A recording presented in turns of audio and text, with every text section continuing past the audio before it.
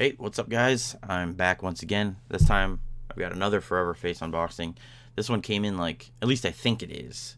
I'm not sure, but I'm about 99% positive it is. I got a package in from MNE, and I didn't order anything from MNE other than my AXE pre-order. So if this is the pre-order, I mean, I guess that's a decent unboxing as well. But I think it's my Forever Face Soultaker. So I'm going to open it up first. Usually I talk about it, then I open it up. But because I'm not 100% sure what it is, I'm going to open it first. As always, I pre-opened it. Haven't looked in it yet. This is a weird box to put a Forever Face in, just from the shape. Like usually when AXE ship them, they ship them like in the longer boxes so that it lays flat. These are going to be, yeah, that's what it is. And this is the coolest part about them, is that they included, wow, these certificates are like the real, oh, okay. They're not as cool as I thought because here's the certificate. But the reason I said it's not as cool as I thought is because those signatures, the lights are on it, are actually printed on. It's not focusing, but the signatures are actually printed on. They're not actually signed like most of this light is killing me right now. It's not signed like the real ones are. This is all just printed on there. Because when I first saw this online, because some people have started getting theirs, not everybody has been. This light is really killing this video right now. But the real ones obviously are really signed by the boys, and this one's like, this would have been dope if it was really signed by all three of them. But because it's not even signed, it's not even really signed. There's not one real signature on this. It's kind of like, what's the what's the point? What's the point if they're not really gonna sign it? Like, I mean, I guess it's an official certificate. Like, it's dope looking, but it's like, I don't know. I don't mean to be so down about it, but these are like, at least they ship them in bags. Because I think I've gotten ones from M&E before where they're not even in a bag. They just throw the mask in a box. And there you go. Maybe they're taking a hint from everybody who's like, because most people don't like to order them from MNE. They like to, this one's like the 8-bit, and that it's like deformed. See how that nose is? Some of them have been coming like that. I like the thickness because I've said this before. I'm not even going to keep harping on it this time, but the thinner the better. But this one came in really, but you'll get the picture even though the nose is all fucked up. I'll try it on here in a second. But this is like the original colorway that a lot of people wanted. Jeez, the mouth is all messed up too. That everybody wanted for Mausoleum. This like gray and like purple because you know, it just fitted the colors. But I ended up really liking the Dead Ringer that came out, the white with the black. It ended up being perfect for customs, and besides that, it just turned out really dope. Like I said, like at first I was like, but it really, really grew on me. And this one has been donned, the Soultaker by Mr. Obey himself, which is obvious actually if you look at it. It's basically the Undertaker colors. They actually had a prototype of this one come up for sale that Rick posted that somebody got, and everybody was like, oh, that one is so dope. And so not all the prototypes end up going into production, but I think this one was one of those masks that had such a positive feedback on it that they decided to make it. Yeah, this one's actually, it's like the latex actually stuck together on the inside, which is why the mouth was like that. Yeah, this one came in rough shape. Let's see. Sometimes if you, a lot of like with the 8-bit, I know like when it just sat, it or when you just like lay it down flat, like some of them will stick up perfect and they look dope, but others will just like deflate and like look like a flat tire. And it's kind of the way that my Bonehead is. It's similar to that, where it's like if I lay it down, it just kind of like fizzles. But when I put it on, I took some really dope pictures with that one. If I put it on, it looks fine. And I'm hoping the Soultaker is the same way. I'm just assuming that like when it sat at MNE or something, it just like started to, I don't know. But hopefully, yeah, the mouth is really the part that got really jacked up. Like, because usually the lip kind of folds and like the latex got stuck together on this one. See how it looks. Yeah, see the mouth is like really right here. See how that mouth is like really jacked up. I don't know, maybe with a little bit of care, but you can see how low the mouth is, like over here. It's kind of a shame because this is like a really dope colorway, and like for the mouth to be like as jacked up as it is, kind of a shame. But the colorway's dope. See how much of my mouth is exposed on here? It's like crazy because this the whole lip side is like really kind of jacked up. So that's a little disappointing, I guess. You know that. And I heard people had this problem with the boneheads, and it might be something that happens when they're thin like these are. You know, that they might just get this way eventually. You know, or when they're thin, there might be some problems. You know, with it. Which is a shame because I actually like them when they're thin like this.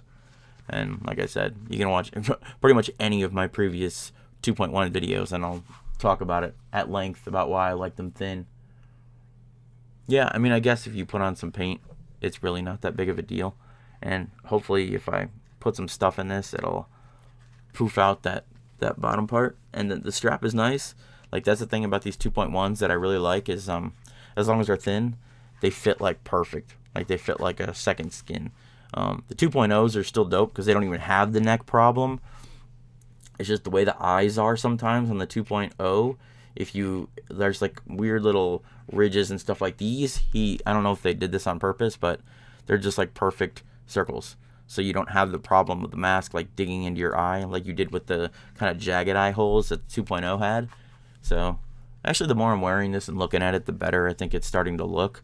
Even though the lip is a little bit like malformed, I'll have to look at some of my other 2.1s and maybe I can do some repairs on this or something, or maybe Mr. Martino can shoot me a message and tell me if there's something I can do.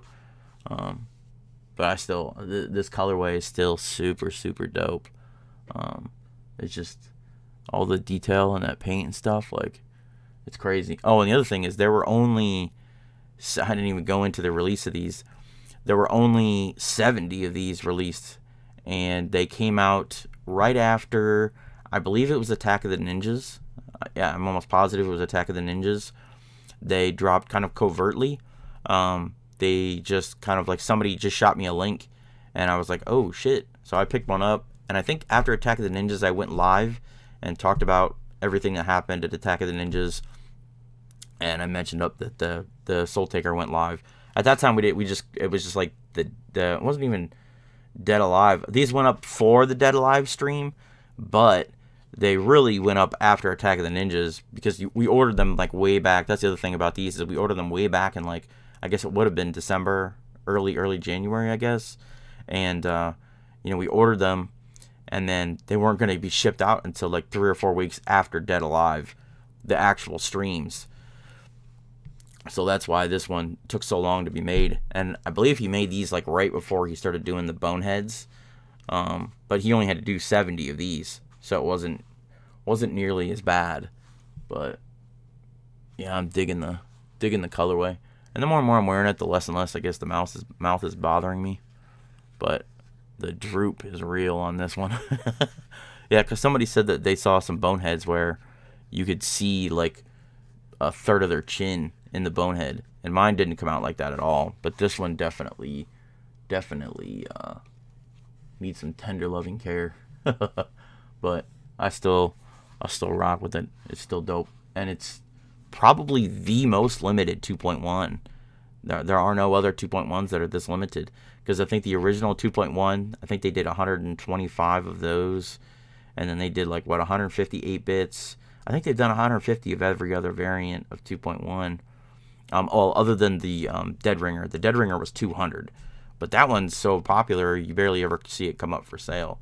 The Dead Ringer, because I think of the I don't know how to say this, the easeability of it to customize, makes it a very popular mask, and the fact that it's just plain. I think these will be pretty popular though, and the boneheads are super popular, obviously because of the variant being so dope. But these The paint job on these is crazy.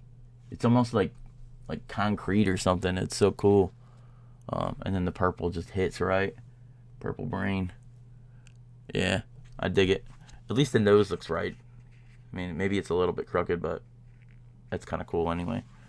But yeah, that's the Soultaker 2.1. I'm digging it, despite the fact that it's got the droopy mouth. I mean, that's gonna happen when you do, so many masks. Because like I said, he made these right next to the boneheads, so really he was making like 220 masks. So, but yeah, I still ride with it. It's dope. You make it your own, especially like I said, when you put paint on, like down here and stuff, you won't even notice it barely. Maybe there's a way to repair it. But anyway, I don't really have anything planned in the future right now. I'm still going to do a collection video, which I should actually do now because I've been waiting forever on this one. Which this one only came in like 2 days after my bonehead. And then I kind of maybe want to do like just a video with like my top 5 masks that I like. And then I do a whole collection video. And then Necronomicon 2, I haven't decided whether or not I'm actually going to do the listening party or not. I had planned on doing one, and then like I've just kind of been like, I've been so busy lately that it was going to be me, Mike Sears, and then I was possibly going to have some other guests. But I don't know. I might do that. If you want to see it, comment below. If you do, maybe I'll just go. Maybe me and Mike will just go live and do it. Obviously it'd be midnight on 4/19. Like when it drops, at midnight we play it there. Yeah, I'm trying to get Slasher Dave on again to do another interview with Slasher Dave, because that would be dope. Because he's also got a new album coming out on 4/20 that's like heavy bass rips. He was playing it live the other night, like parts of it, and it sounded super dope. So I'm very excited for that album. Yeah, and that's about it. Catching up with you, other than to go to the catacombs, because we got a bunch of stuff coming up. That's undergroundcatacombs.com. I'll put the link in the description to take you right to the group. Anyway, thank you guys for watching. If you dig AXE underground music and that shit, subscribe, like this video if you enjoyed it. If you made it this far, thank you, and I'll see you guys again real soon.